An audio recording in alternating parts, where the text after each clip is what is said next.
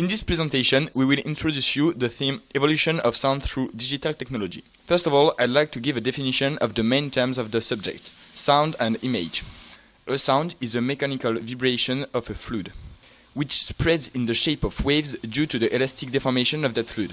Humans, as many other animals, feel this vibration through the sense of hearing. Propagation in airspeed of a sound is 340 meters per second. An image is a visual mental representation of something. It can be natural, like shadows or reflection, or it can be artificial, like paintings. Propagation speed of the light in the air is 300,000 kilometers per second. To expose you this evolution of sound and image, we choose to show you main inventions chronologically. Dans un premier temps, nous parlerons de l'image, en commençant par la photographie. Depuis sa création il y a plus de 150 ans, le terme photographie signifie écrire avec la lumière. L'avènement du numérique n'aura fait que moderniser le procédé et les outils, mais le principe général de la prise de vue est demeuré identique. Explication. Les premiers appareils photo étaient assez simples. On pouvait trouver un film recouvert d'éléments chimiques sensibles à la lumière, le focus se faisait grâce à une lentille, et le diaphragme s'ouvrait et se refermait pour prendre la photo, comme on peut le voir sur le schéma. Lors de la prise d'une photographie, les rayons lumineux dont la quantité est déterminée par l'ouverture du diaphragme traversent l'objectif et sont déviés afin de former une image, sur le mécanisme d'obturation. Ce dernier s'ouvre alors, laissant les rayons atteindre la surface sensible qui enregistre l'image. Les principaux changements pour les appareils photo numériques sont l'arrivée de capteurs photographiques.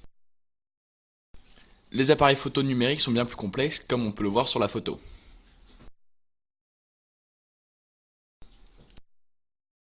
Par définition, un capteur photographique est un composant électronique photosensible servant à convertir un rayonnement électromagnétique en un signal électrique analogique. On distingue deux technologies, CCD et CMOS. La technologie CCD signifie Charge Coupled Device, système à transfert de charge. Leur architecture a trois fonctions de base, outre la création de la charge. Collection de la charge, transfert de la charge, conversion de la charge en une tension mesurable. La technologie CMOS, quant à elle, signifie Complementary Metal Oxide Semiconductor. Composé de photodiodes, la consommation électrique est plus faible. Ils ont également une meilleure vitesse de lecture et un plus faible coût. On le trouve le plus souvent dans les appareils photo numériques actuels.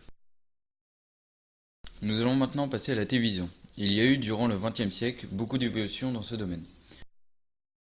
Il y a eu le tube cathodique qui fonctionnait sur le fait de bombarder des électrons sur des éléments phosphorescents appelés luminophores. Par l'intermédiaire de deux champs magnétiques, nous dirigeons les électrons au bon endroit. Ce type permet d'avoir jusqu'à 25 images par seconde. Les écrans LCD fonctionnent de la même manière. À la place des électrons ou du gaz, ce sont des cristaux qui, selon leur orientation, donnent une couleur ou une nuance. Il y a ensuite les écrans plasma, qui fonctionnent comme le tube cathodique. À la place des électrons, ce sont des gaz excités qui vont allumer le luminophore. Ce gaz est composé de 90% d'argon et 10% de xénon. Il est inerte et non nocif. On peut définir jusqu'à 256 valeurs d'intensité lumineuse et 16 777 216 couleurs. Grâce à cette technologie, il est possible de faire de plus grands écrans.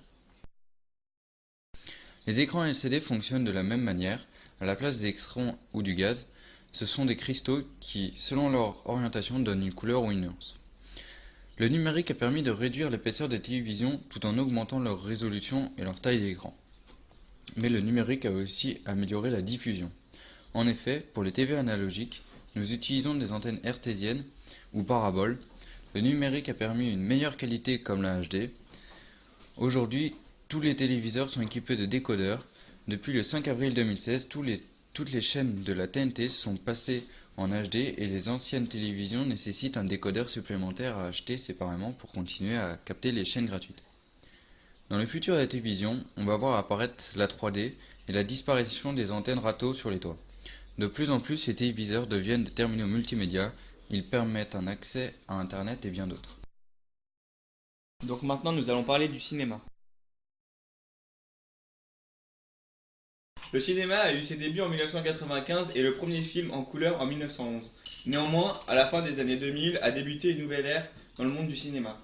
Commencé en 2005 aux États-Unis, principalement le développement d'une nouvelle technique de tournage et de projection, le numérique. Jusque-là, les films étaient tournés et projetés grâce à la pellicule. En l'espace de quelques années, la quasi-totalité des salles de cinéma sont équipées du numérique. Le changement est radical, la pellicule était utilisée depuis les tout débuts du cinéma. Et maintenant le numérique. Le cinéma n'a pas pu échapper à cette révolution. Il n'y a plus de support physique comme la pellicule étant donné que la caméra est maintenant un ordinateur. On enregistre 24 images par seconde, sauf que cette fois, les images ne sont pas imprimées sur la pellicule mais enregistrées dans un disque dur. Et donc, tant qu'à faire, on projette aussi le film en numérique. Et au final, qu'est-ce que ça change pour vous, spectateurs? Quelqu'un qui n'y s'y connaît pas ne fera même pas la différence. Ce type de projection permet de baisser les coûts de distribution. Produire une copie numérique s'avère en effet 10 fois moins cher qu'une copie pellicule. Par contre, le matériel de projection a une espérance de vie plus courte que le projecteur d'avant à cause de l'électronique. Il n'y a pas si longtemps, on projetait des films en pellicule. Les copies s'abîmaient dans le temps au fur et à mesure de leur exploitation. Ce n'est pas le cas du numérique qui propose la même qualité de projection à tous les spectateurs, quel que soit le nombre d'utilisations et quelle que soit la copie utilisée. Alors après avoir parlé de l'image, nous allons parler de l'audio. L'arrivée du numérique marque une révolution pour le monde moderne. En effet, on passe d'un signal analogique qui est un signal continu qui peut prendre une infinité de valeurs, alors que le signal numérique est un signal discret, donc discontinu, qui se résume en une succession de 0 et de 1. L'objectif de la numérisation est de transformer le signal analogique, qui contient une quantité infinie d'amplitude, en un signal numérique contenant lui une quantité finie de valeurs. Le passage de l'analogique au numérique consiste en deux étapes successives, l'échantillonnage et la conversion analogique-numérique. Le nombre d'échantillons composant le signal numérique devra être suffisamment grand pour pouvoir représenter le signal analogique de départ, mais pas trop grand non plus pour ne pas être trop volumineux. Deux facteurs devront être ajustés pour répondre à ce cahier des charges, la précision et la rapidité. Le premier paramètre à fixer est la vitesse à laquelle seront prélevés les échantillons pour que la reconstruction du signal de sortie soit fidèle au signal d'entrée.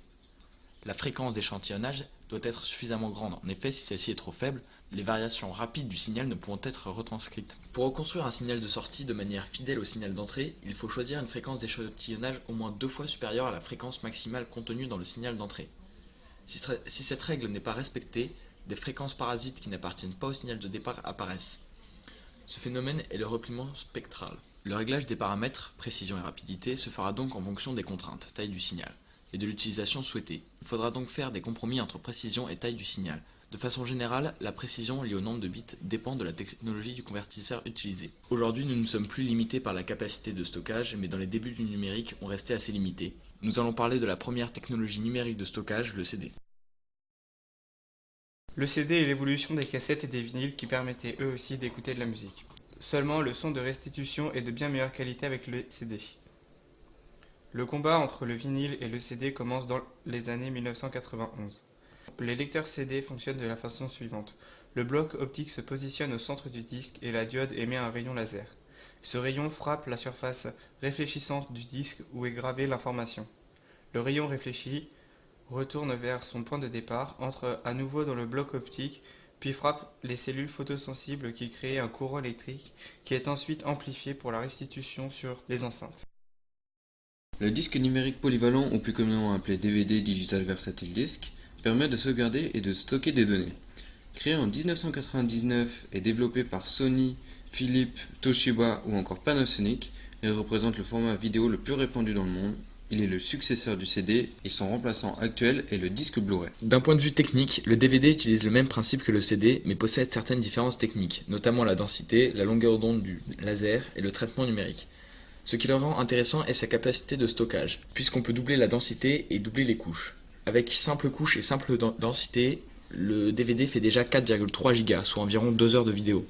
Alors que double couche, double densité, le DVD fait 15,9 Go, soit plus de 8 heures de vidéo. Un seul DVD correspond à une spirale unique de 48 km. Pour inscrire et lire les données binaires composées de 1 et de 0, on utilise un laser dont le faisceau de lumière est réfléchi. Les baladeurs audio numériques, plus communément appelés MP3, permettent de stocker du son, mais également des vidéos et des images pour certains. C'est l'évolution du Walkman, qui est un lecteur cassette portatif ou encore CD. À la place de celui-ci, c'est une mémoire telle qu'une clé USB qui permet de stocker le son, ou encore une mémoire amovible dite carte SD. Le format MP3 est le format de fichier audio numérique le plus répandu, mais il existe également d'autres formats. Ces différents formats se distinguent par une différence de compression du son qui ont une influence sur la qualité restituée. En général, les baladeurs à mémoire flash ont une capacité de 32 MO à 64 Go, soit 30 à 16 000 chansons. Le premier MP3 a vu le jour en 1998. 2 ans après, la célèbre multinationale Apple crée son tout premier iPod. Depuis, la technologie n'a jamais cessé d'évoluer. Nous avons maintenant des MP4 permettant de prendre des photos ou encore aller sur Internet. As the technology advanced, humans were able to combine many technologies, especially ear, song and image to give us video. Now, we can observe that such technologies are almost present in every country. Advance in these fields was very fast and we don't have enough time to judge if some of these technologies are good or not for the human. But now the main goal for companies is to miniaturize those technologies. The advantage of digital systems are certain. However, note that the passage in the digital is accompanied by a loss of information since of the analog signal are conserved only sample. Digital is therefore omnipresent in your modern life. It allows at least cost to obtain an excellent quality in many applications.